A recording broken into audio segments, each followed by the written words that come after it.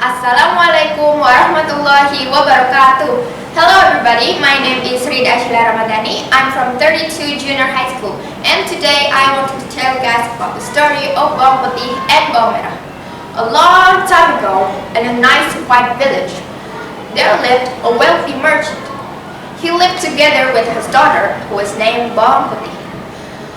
This merchant wife had long since passed away. He was very fond of his daughter because she is obedient and kind-hearted. One day, as he came home from traveling, he brought a woman and her daughter along with him. He wanted to marry this woman. So, bawang putih now had a stepmother and a stepsister who is named bawang merah. When her father went to trade, her stepmother and bawang merah would treat bawang putih like a servant. Bawang putih did all the work that was ordered by her stepmother. She cleaned the house, cooked, washed clothes, and looked for a firewood. If bawang putih's work went wrong, the stepmother would punish her by not feeding her. Every morning, her stepmother and bawang merah took turns shouting, "Hey bawang putih, wash my clothes!" Not yet finished washing clothes, bawang putih would then be called by her stepmother. "Bawang putih, prepare breakfast. Now we are starving." "Okay, Mom." Because bawang putih worked so hard and punished so harshly, her body became thinner. One day, bawang putih's father returned home and fell ill. He is very ill that bawang putih was very sad because of it. She never left her father alone. However, God decided differently. Her father died. "Father, don't leave me. Father." While bawang putih wept and cried, her stepmother and bawang merah were excited because the property and the house of bawang putih's father now belonged to them. "Look, bawang merah, he finally died." "Yes, Mom, we will be rich." Bawang putih's life was miserable after her father died. She no longer had her father to love and comfort her. Her stepmother and bawang merah further tortured her. Bawang putih tried to be patient, but sometimes she would cry at night, "Lord, please help me. Why are they so evil to me?" One day, bawang putih went to the river to wash clothes. She was sleepy and hungry. Her body was weak. While washing, bawang putih didn't realize that her stepmother's favorite scarf had washed away. When she put all the clothes into the basket, she was surprised to find that her stepmother's scarf was not there. "Mother's favorite scarf is gone. Oh no, it's drifting down the river. What should I do? I daren't to go home. Mother would scold me." Finally, bawang putih decided to go back down the river to look for her stepmother's scarf. In the middle of the road, she met a farmer who was washing his cow. "Uncle, did you see the red scarf floating down the river?" The farmer nodded and replied, "Red scarf? Yes, I saw it. The scarf was taken by an old grandmother who was washing her clothes by the river. The old grandmother's house is on the mountain." Bawang putih immediately headed up the mountain. There, she found a wooden house. Bawang putih knocked on the door of the house. "Knock, knock. Excuse me, Grandma. Did you find my mother's red scarf?" The old grandmother came out of the house and greeted bawang putih. "Hi, dear. Let's go in. What's your name?" "My name is bawang putih, Grandma." The old grandmother will give the red scarf with one condition. Bawang putih must help her first. Bawang putih agreed. All day, she helped the grandmother cook, get firewood, clean the house, and wash clothes. For bawang putih, all this work were easy because she used to doing it. Finally, it was time for bawang putih to leave her home. The grandma gave her the shower. "Bawang putih, this is the red scarf you were looking for." "Oh, I wanted to give you a gift, a pumpkin for you, because you helped me.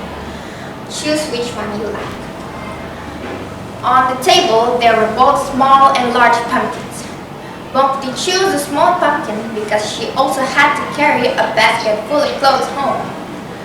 I choose the small one, Grandma. Okay, take this little pumpkin, but remember, you can't open it until you got home. Understand? Well, Grandma, I will do everything you said. Arriving at home, Bawang Putih was scolded by her stepmother and bawang merah. Where have you been, Bawang Putih? How dare you go out without my permission? Forgive me, Mother. I was stuck. Enough. We don't need your excuses. They continued to beat her. Then they saw the pumpkin brought by Bawang. Cut the pumpkin and cook it. We are starving because of you. Well, they took the knife and split the pumpkin. What a surprise! The pumpkin was full of sparkling and expensive jewelry. Huh, where did you get the pumpkin? Bawang Putih told them everything. Oh, Bawang Putih, you should have chosen the large pumpkin. It would have more jewelry. Hearing the words of bawang merah, the stepmothers finally got the idea. Looks like I got an idea. The next day, stepmother and bawang merah went to the river. They deliberately washed away the red scarf. Then secretly, they followed the veil as it was washed away. Sure enough, the red scarf was picked by an old grandmother. The stepmother and bawang merah followed it. Old grandmother went up to the mountain. As they walked, bawang merah complained about how far it was. I'm tired. Let's just go home. Bawang merah, be patient. Soon we will get even more jewelry than Bawang Putih. But I'm tired, Mom. I said be patient. Arriving at the old grandmother's house, the stepmother and bawang merah knocked on the door. The old grandmother welcomed them warmly.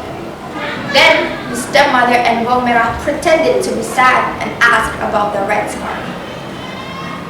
Dear grandmother, did you find my mother's scarf? Oh yes, it just so happens that grandma found it on the river.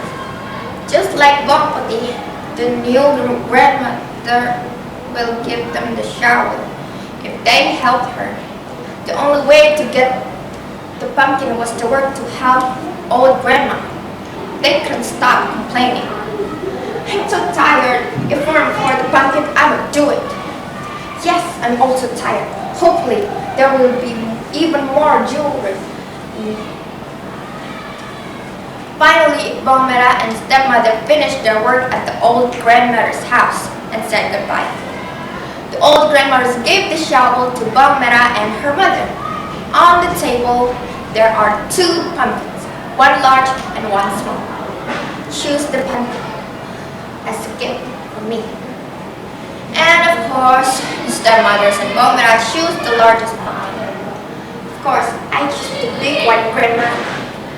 Yeah, I choose the big one. Remember, don't open the pumpkin before you get home. Yes, Grandma, that's for sure. We will go home now, Grandma. Bawang merah and her mother do not obey the advice of the grandmother. On the way, the stepmother splits the big pumpkin. They're impatient to get their hands on the jewelry.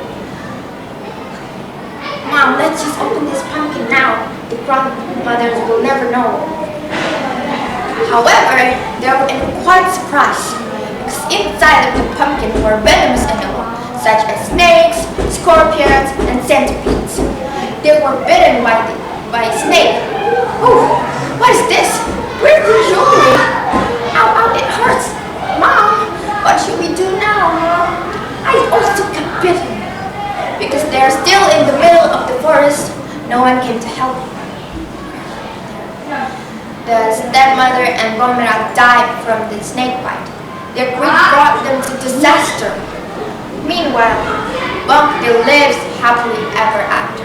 The jewelry given by the old grandmothers making her rich. She continued her father's business and enjoyed the fruits of her obedience and kindness. That's all from me. Wabillahi taufiq wal hidayah. Wassalamualaikum warahmatullahi wabarakatuh.